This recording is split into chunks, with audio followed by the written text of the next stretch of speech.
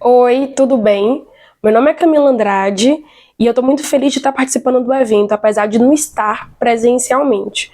Mas eu acredito que a gente tem que falar, né, sobre essas temáticas que são tão importantes, especialmente na área de relações internacionais. E nós, pesquisadores e pesquisadores negros e negras, estamos fazendo esse esforço, né, para criar mais espaços para a gente trabalhar sobre essas temáticas. No meu caso, eu venho trabalhando com a decolonização das relações internacionais no Brasil. Eu utilizo aportes teóricos de autores e autoras africanos e africanas e também da diáspora para a gente estar trazendo outros conceitos, outras teorias para a área das relações internacionais, né? Percebendo que essa área ela foi criada no seio da Europa, Estados Unidos, para se pensar os grandes poderes, né? E aí a gente se faz a pergunta, e os outros? E os outros países, outros corpos, outras temáticas que muitas vezes não são olhadas por esses polos de poder, né? Então, quando a gente trabalha com esse conceito de decolonização, é da gente perceber que existe uma colonialidade do saber e do poder exercendo, né, influências na forma como a gente percebe o mundo, na forma como a gente constrói e produz o conhecimento, né? E partindo desse pressuposto, a gente entende que por muito tempo, né, e isso, claro, foi uma forma também de manutenção, né, da expansão capitalista, do modo de produção capitalista perpetuado pelos europeus. E para fazer essa manutenção do modo de produção capitalista, eles criaram uma hierarquização, seja da sociedade, seja de produção de conhecimentos e afins. Então, a partir do momento que eles criam dicotomias para dizer que eles são superiores, existem povos inferiores, existem primitivos, existe uma civilização e afins, que Aimé Césaire, com discursos sobre o colonialismo, vai trazer muito bem esses aspectos, a gente percebe, né, que é necessário uma retomada da nossa história, da forma como a gente percebe a nossa história e desenvolve também a nossa agência, né, tanto dentro da América do Sul, na América Latina, como no Sul global e no mundo no geral, né, no contexto internacional. Então, quando a gente se percebe como agente da nossa própria história e também como um produtor de conhecimento, a gente vai dialogar e se posicionar diferente, especialmente academicamente, né? Porque a gente percebe que a gente não precisa se deslocar para o norte global ou apenas consumir do norte global para aplicar em nossas realidades, mas sim a gente entender a nossa realidade e produzir perspectivas que se encaixem melhor com as nossas vivências, com os nossos diálogos e afins, né? E eu acredito que quando a gente traz esses autores e autoras africanos, africanas e da diáspora, a gente começa a trazer outros corpos e outras perspectivas para a área das relações internacionais. Um exemplo que eu posso citar aqui é Lélia Gonzalez, quando vai trabalhar com o conceito de americanidade. Para que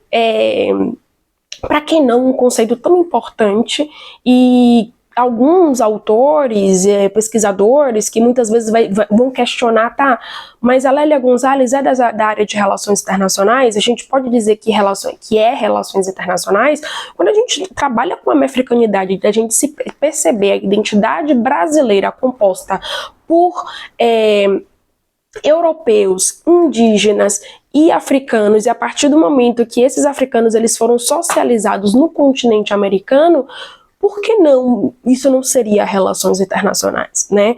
Então, essa premissa de achar que tem coisas que não são das relações internacionais, autores que não podem se encaixar e serem utilizados no campo das relações internacionais, muitas vezes pode ser uma falácia para a gente não sair dessas agendas dominantes, né?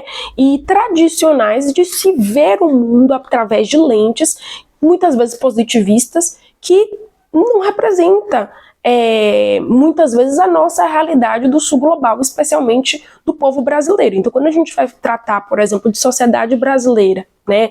Da gente entender as próprias disputas políticas, sociais, econômicas e como essas disputas elas transbordam, né, para outras temáticas na seara internacional. A gente percebe que muitas teorias que, desculpa o termo, foram enfiadas goela abaixo dentro das relações internacionais, que representam outras vivências e outras formas, né, de outros atores fazendo relações internacionais, muitas vezes não se encaixa com a vivência brasileira.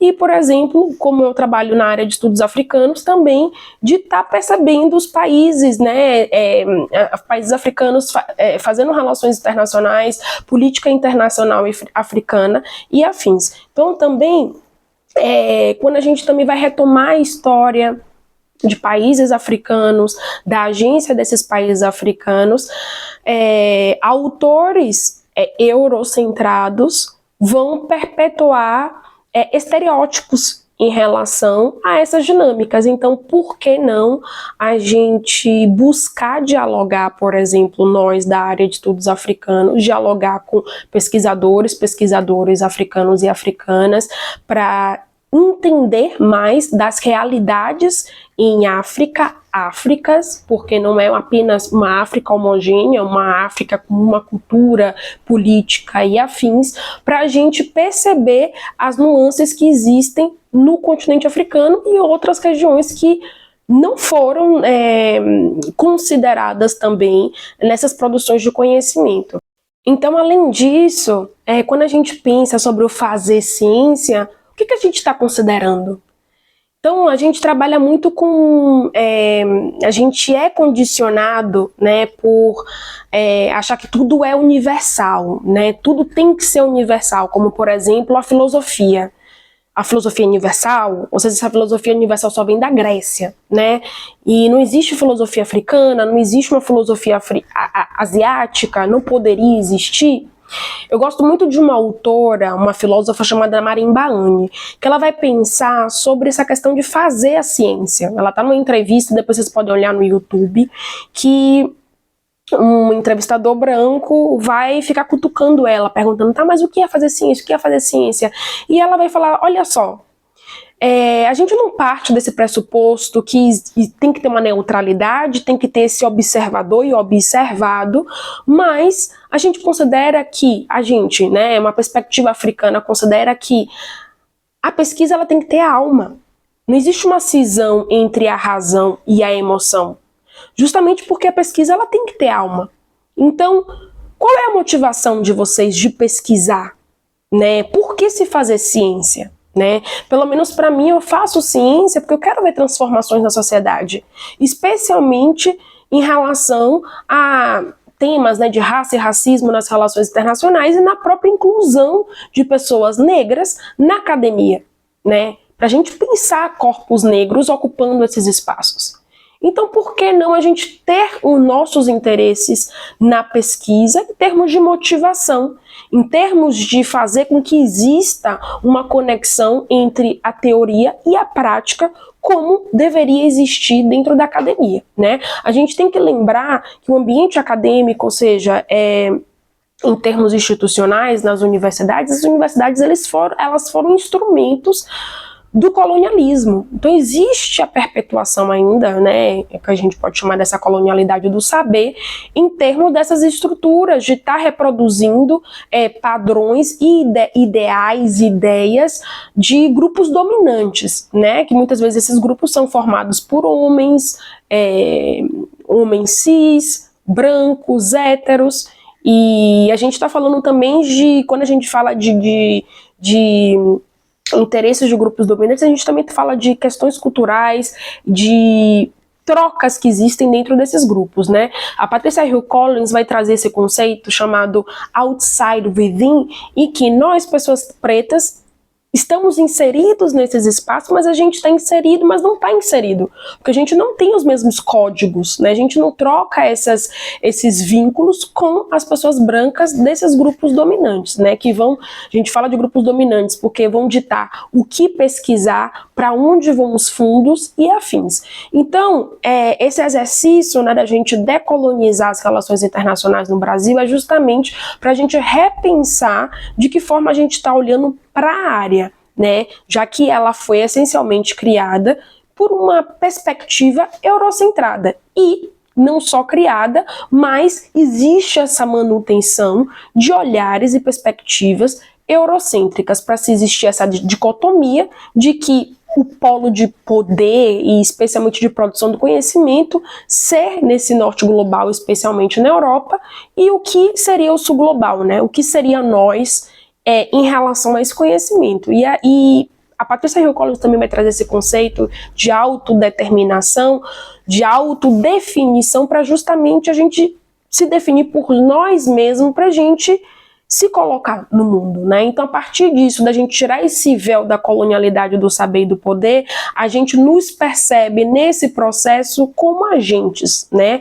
De produção de conhecimento, de perspectivas críticas e afins. Então, para finalizar, eu faço esse exercício teórico, não só trazendo aportes do pós-colonialismo, da decolonialidade, e também dos feminismos negros, ou seja, perspectivas críticas, para a gente trazendo essas discussões que muitas vezes elas são minadas dentro da academia, né?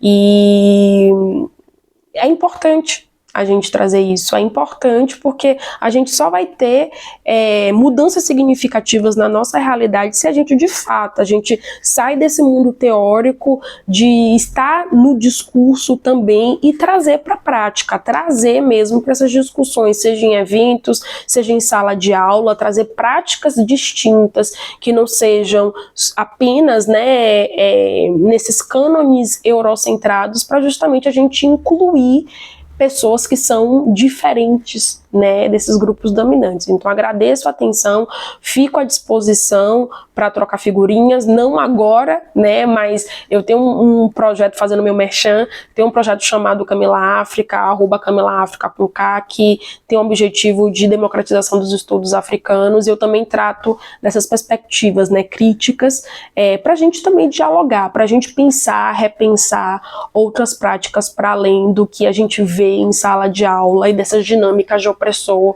e oprimido e mais além. Então, mais uma vez agradeço a atenção e fico à disposição. Tchau, tchau.